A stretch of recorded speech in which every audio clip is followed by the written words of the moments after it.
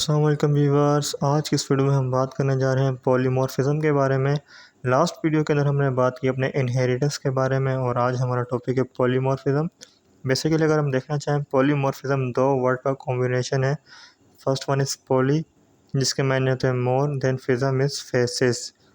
Inheritance हमारा इस आ relationship के ऊपर काम करता है, देन हमारा पॉलीमॉर्फिज्म हैज़ आ रिलेशनशिप के ऊपर काम करता है।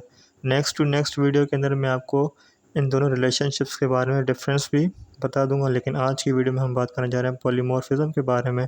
तो सबसे पहले पॉलीमॉर्फिज्म की डेफिनेशन के बारे में बात कर लेते हैं। As in a simple word we can define polymorphism as the ability of a message to be display in more than one form.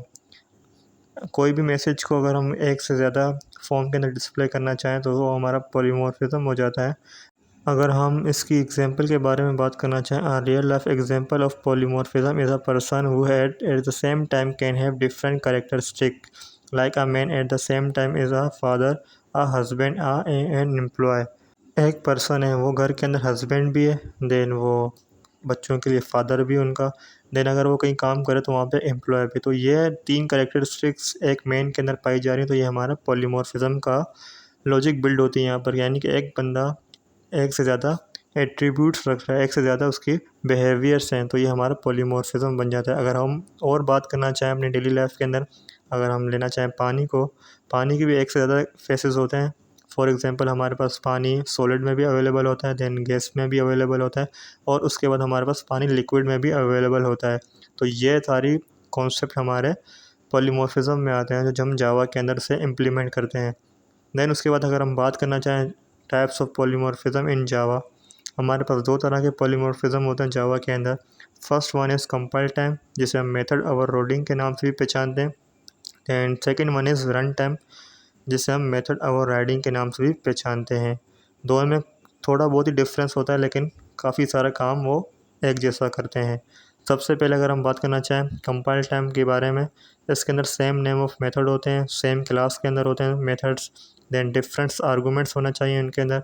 अब आर्गूमेंट के अंदर हमारे पास ये तीन चीज़ें आती हैं, इनमें से कोई भी एक आर्गूमेंट चेंज होगा तो हमारा ये टॉपिक इम्प्लीमेंट हो जाएगा। उसमें सबसे पहले नंबर ऑफ़ आर्गूमेंट चेंज होना चाहिए, या सीक्वेंस ऑफ आर्गूमेंट चेंज होना चाहिए, या टाइप ऑफ आर्गूमेंट चेंज होनी चाहिए। अगर हम मेथड ओवरराइडिंग यानी कि रन टाइम पॉलीमॉर्फिज्म के बारे में बात करें, तो उसमें भी सेम नेम ऑफ मेथड होना चाहिए, डिफरेंट क्लासेस के अंदर होना चाहिए, देन सेम आर्गूमेंट्स होना चाहिए, अगेन सेम आर्गूमेंट्स, इन तीनों चीज़ों में से किसी एक का भी होना चाहिए। नंबर ऑफ़ आर्गूमेंट सेम है, या तो सीक्वेंस ऑफ आर्गूमेंट सेम है, या टाइप्स ऑफ आर्गूमेंट सेम है, तो ये हमारा मेथड ओवरराइडिंग बन जाता है। और उसके बाद हम करते हैं अपना एक प्रैक्टिकल एग्जांपल, जिसके अंदर हम method overloading then method overriding दोनों के प्रोग्राम करेंगे विद डिटेल। तो चलते हैं अपनी नेटबीन आईडी की तरफ, एक प्रोग्राम लिखते हैं। सबसे पहले हम नेटबीन आईडी ओपन कर लेंगे और उसके अंदर मैं क्लास क्रिएट कर दूंगा ओवरलोडिंग के नाम से। न्यू जावा क्लास करूँगा यहाँ पर मैं, और क्लास का नाम प्रोवाइड कर दूंगा मैं ओवरलोडिंग 1।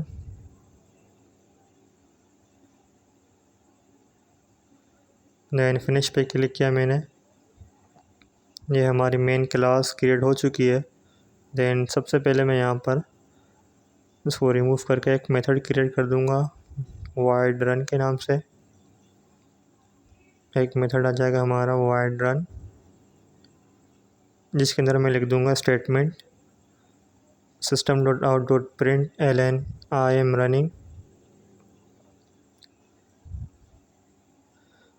देन इसके अंदर मैं एक और मेथड क्रिएट कर दूंगा सेम नेम, तो इसको यहाँ से कॉपी किया मैंने, देन नीचे पेस्ट कर दूंगा वाइड रन दोबारा से। देन हमें ये एरर शो कर रहा है, क्योंकि एक क्लास के अंदर दो सेम नेम के मेथड नहीं हो सकते, तो इसके लिए मुझे इसका आर्गूमेंट चेंज करना पड़ेगा, जो हमने अपने प्रीवियस लेक्चर में बात की कि नंबर ऑफ़ आर्गूमेंट चेंज होना चाहिए। तो पहले मेथड के अंदर आर्गूमेंट हमारा 0 है, देन जो नया मेथड हमने क्रिएट किया इसके अंदर हमने आर्गूमेंट पास कर दिया इंट ए के नाम से।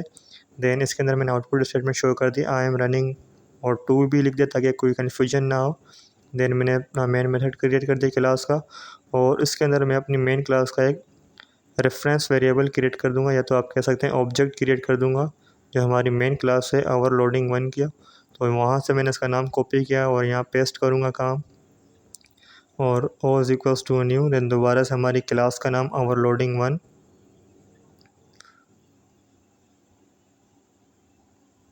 तो यहाँ हो जाएगा हमारा ओवरलोडिंग, कॉपी किया यहाँ से और यहाँ पेस्ट कर दूंगा, दोबारा से ओवरलोडिंग 1 हो जाएगा हमारा। देन इस ओ जो हमारी क्लास का ऑब्जेक्ट है इसकी मदद से मैं अपने मेथड को कॉल कर दूंगा। देन ओ डॉट रन किया और एक और मरतबा ओ डॉट रन करता हूँ।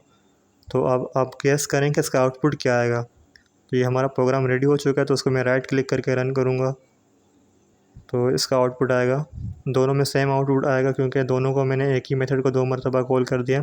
आई am running 1 then I am running 1 दोनों का आउटपुट आ गया क्योंकि मैंने सेम मेथड को 2 मरतबा कॉल किया। तो आई एम रनिंग 2 को कॉल करने के लिए मुझे सिंपल सा ओ डॉट रन, देन इसके अंदर मैं जो आर्गूमेंट पास करना होगा इंटीजर डाटा टाइप का मैंने यहाँ लिख दिया 1। अब ये हमारे पास सेकंड जो हमारा आई एम रनिंग 2 ये भी कॉल हो गया। तो इसको मैं रन करता हूँ, देन हमारे पास आउटपुट आ गया I am running 1 I am running 1, then last में हमारे पास आउटपुट आ गया आई एम रनिंग 2। तो ये थी आज की वीडियो जिसके अंदर हमने बात की मेथड ओवरलोडिंग के बारे में, वो कॉन्सेप्ट किस तरह काम करता है। देन हमें मेथड के अंदर डिफरेंट नंबर ऑफ़ आर्गूमेंट्स किस तरह पास करने होते हैं जो इन दो मेथड के दरमियान डिफरेंस पैदा करे ताकि JVM कंफ्यूज ना हो। तो अब चलते हैं अपने सेकंड टॉपिक के बारे में बात करते हैं जो कि हमारा दूसरी टाइप्स ऑफ पॉलीमॉर्फिज्म है जिसे हम मेथड ओवरराइडिंग के नाम से पहचानते हैं। तो यहाँ पर मैं दोबारा से एक मेथड क्रिएट कर दूँगा वाइड रन के नाम से। देन इसकी बॉडी के अंदर मैं आउटपुट स्टेटमेंट डिफाइन कर दूँगा I am running system dot out dot print l I am running. Then इसके बाद मैं कर दूँगा नीचे एक और क्लास क्रिएट कर दूँगा क्लास test1 के नाम से, जो कि एक्सटेंड करेगी हमारी ओवरलोडिंग क्लास। ये हमारा इनहेरिटेंस का टॉपिक भी यहाँ पे दोबारा से रिवाइज हो जाता है। तो ये हमारी जो मेन क्लास है जिसे हम सुपर क्लास कहते हैं उसे एक्सटेंड करेगी हमारी सब क्लास टेस्ट। तो class test extend overloading. Then इसके अंदर मैं कर दूंगा अपने इस मेथड को दोबारा से क्रिएट वाइड रन को।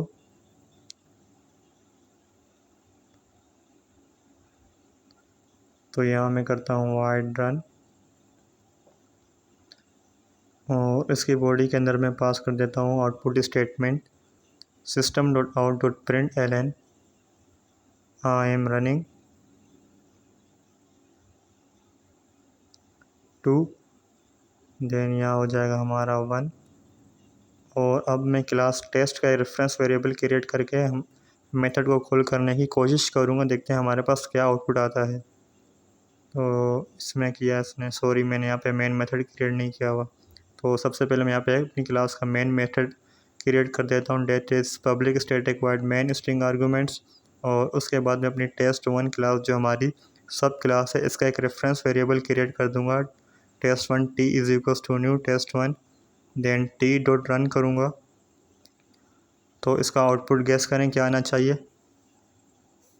तो ये हमारा प्रोग्राम रेडी हो चुका है, मैं राइट क्लिक करके रन फाइल करूँगा। देन इसका आउटपुट आ जाएगा आई एम रनिंग 2, क्योंकि ये अपने ही मेथड को अब प्रायोरिटी देगा क्योंकि इसके जो मेन इस क्लास के अंदर जो मेथड है रन वो इसे ही कॉल करेगा। तो अगर हमें अपने मेन क्लास के मेथड को कॉल करना है तो उसके लिए हमें अपनी जो मेन क्लास है यानी कि हमारी सुपर क्लास इसका ऑब्जेक्ट क्रिएट करना पड़ेगा। तो मैं यहाँ करता हूँ ओवरलोडिंग, यहाँ से ये कॉपी करूँगा और नीचे पेस्ट कर दूँगा overloading o is equals to new overloading. Then इस मेन क्लास की ऑब्जेक्ट की मदद से मैं इसका ही मेन मेथड कॉल कर सकता हूँ।